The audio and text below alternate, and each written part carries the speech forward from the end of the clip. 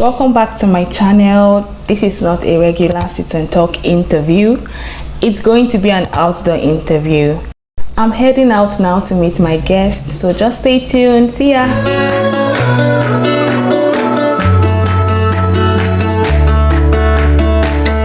Time to reveal my guests. Knock, knock, knock. Is anybody home? Are you ready? Got my keys. Oh, it's okay. Let's go. How are you? I'm fine. The rain tried to spoil my video today, but God did not allow it happen. We came to school to quickly run a few errands to pick up my passport and her ACRI card. This is my school, University of Visayas, Goliath College of Medicine. Isn't she so beautiful? Okay, I'll be giving you guys a mini tour. To know it, we had to sign in by writing down our names, checked our temperatures. I'm so tired of this routine, but thank God gradually we are all going back to normal. The Philippines is getting back to normal. We're checking out our sneakers. Both our sneakers were already soaked in water and looking all dirty, but yeah, we still have to go on. I'm soaked. My white shoes done. You, the University of Goliath. Do you enjoy schooling here? Sometimes. Why did you make that face? School is always stress. I know, right? Stress. Very stressful. After a while, it stopped raining and the weather started to clear up. This is my school. As you can see, still under construction but looking good. Welcome to Med Block of Goliath College of Medicine. Cute paintings, all for aesthetics, you know, because we like it like that, to lighten up the hallway. That's my friend. She's getting what she came for. Now this is me inside waiting to go after the lady in white. She, again, I don't know what she came back for. And now we are done, heading out to the location for the interview. IT Park, Cebu City. I chose this location for the interview because it's closer to my school. So let me let my guest briefly introduce herself. Hi, I'm Kenny Elsie. In medicine in the Philippines, from Nigeria. Like, I'm a potato cow, so just stay in my house. Like. Okay, but what makes it interesting here in the Philippines? I don't go out a lot. I just said that I'm always in my house. So every time I go out, it's always fun. I've traveled a few times, but I don't even know my surroundings. So she carries me everywhere. I try. How do you see the country? How is Philippines for you? Hot, I know, right? It's a hot country. You know, that's common for everybody. First time you came to the country, how did you react? Was it the Philippines you pictured in your head, or was something different? Was it better or was it worse? You know, all those movies I used to watch, Mara and Clara, yeah. I was like thinking it's like Tusha, but it's in Nigerian backyard, so it was not as tush as I was expecting, but it's still okay, right? Still okay. You came to Philippines from Ukraine. Yes. Was it difficult for you to like balance here, settle down here, settle in? It was not really that difficult because I'm very adaptable. Like once I get to a place, I can easily fit in, blend. I can blend. Like it's not hard. Moving was not difficult for me. Okay. Were you schooling in Ukraine? I was. Medicine, and you still came here to continue medicine? I planned that when I come here, I will just use my school lesson from Ukraine. I'll just transfer my credits to the school here. It did not work. But you had to start. So I had to start pre-med again from the beginning. So all my schooling credits in medicine. Thrown out. When you moved to the Philippines, right, was it mainly for academic purpose, or for you just came at first to explore the country and then you decided to school here and settle down? I came for purely academic purpose. Purely academics. Travel visa, nothing. School was the only thing that brought me here. It was the main thing. Schooling in Nigeria, schooling in Ukraine, and schooling in Philippines. What are like the major differences? And which system is better? Which system is easy? I cannot really say authentically about Nigeria because I didn't actually go to university. I only went to like a private A-level something. Very touche, you know, because I'm bougie like that. So comparing Ukraine and Philippines, there are, first of all, the problem with Ukraine is just mainly language barrier. Because my teacher spoke English, but their English, it was English, but you cannot difficult to understand. You cannot understand nothing. So they had to like repeat. Yeah, you have to pay attention.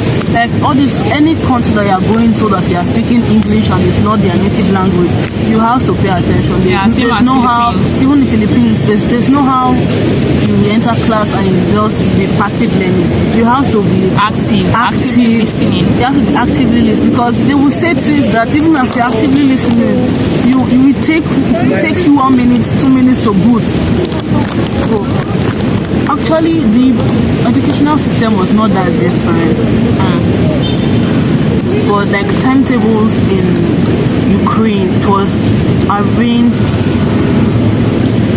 like, how should I even tell? It was school everywhere. I don't even know how to defend it. Was it so tight? Was it so occupied? Because here in the Philippines we have like a lot of units you have to go through for each semester, and like the time period is just short.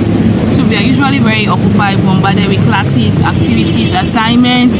No, actually in Ukraine, in my school, every class has its own attendance and everything is plain. Like every class is plain.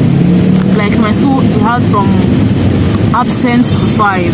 For 5 was excellent performance. You answered questions, you asked questions, and you were actively listening. So if you are not there, every subject was like taught for like twice, maybe 3 times if the teacher had time, if the subject was like very long.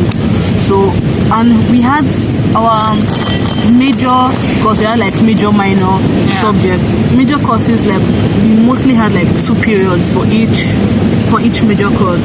So like if you have anatomy, we have anatomy 1, anatomy 2, then another like sociology or like something minor. Then that's all. We had like 4 classes a day. So, and like 30 minutes lunch break. 30 minutes lunch break. Or yeah, like 10 minutes break in between every class. Class was like 1 hour 45 minutes, 2 hours, depending on the teacher. Sometimes if you get a nice teacher, if your teacher is in a good mood, you're free early, they'll give you like 5 minutes early to just go add to your 10 minutes break. So like 10 minutes between each classes, 30 minutes lunch break. Major difference, our exams was oral. All your exams? Our exams was oral. Not all like our anatomy, major subjects exams was oral. We had like oral and written exams. Oral exams. We had oral exams, so you had to know. I know here they also have like oral exams, but I don't think they are like major exams. Major exams, midterm, quarterly exams, midterm, final exams. We had oral and written. Wow. So all the kind of things, like when they are teaching you here, when they are teaching you score, we just learn to they will bring actual cadavers. Wow. We had actual placeholders for cadavers. I think it's just because we are like still online. I feel like once we start face-to-face classes, we are online. We're going to see more cadavers, do a lot of practicals. Ukraine was cool, but like you cannot visit now. I like this in the only thing bad for me coming to the Philippines was that my credits being not valid. Yeah, so that was the only thing regret you had. Yeah, and that I had to do BS by you all over again. So what were the culture shock you experienced? No, first of all, the first thing that shocked me was how skinny their shawarma was. No, I'm being very serious. It was the funniest culture shock I've heard in my life. So the first thing that shocked you was their food, shawarma, kene, LC. Please, you cannot play with food with me. No. So their shawarma is skinny. Their shawarma is skinny. Okay. But it's actually healthy now when it's skinny because you don't have to eat more dough. It's a lie. Their dough when I was in Ukraine was very thin dough, but like you had vegetables, you had more meat. I don't understand why they are. In fact, it's just tell them it's portion sizes. I'll be accept that one. Let's talk about serious culture shocks now. Okay, no. It's the way they dress here, like old people will just see old people wearing bomb shorts, like that was very shocking to me. To you, yeah. Like coming from Nigeria, like they're just so, let's say, free, open. They live their life. Like even the old people, they are living their life, having you cannot fun. talk with all these people. They're having fun. Mind your business. So that was actually very shocking. There's no food for me to eat in this country. There's food. They don't have proper sauce for rice. Like no rice in food. They have gravy. I don't like gravy. So apart from food, can we leave food? I don't know. There's something with you and food. Can we leave food? Food is life, please. So, I don't really go out, so I don't really interact with a lot of Filipinos. But you know, their racism is very mild. Yeah. Like it was very little. It's very subtle. Like it's not a. They will give you something and clean their hands as if even before COVID.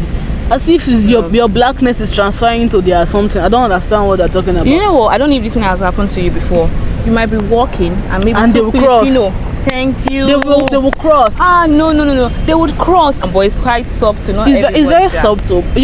You also meet very friendly people. The majority of them actually they're more really, really friendly. Just majority come to you and Filipinos are friendly. And they always look at you anywhere and anytime. They give compliments, yeah? Do they give you compliments a lot?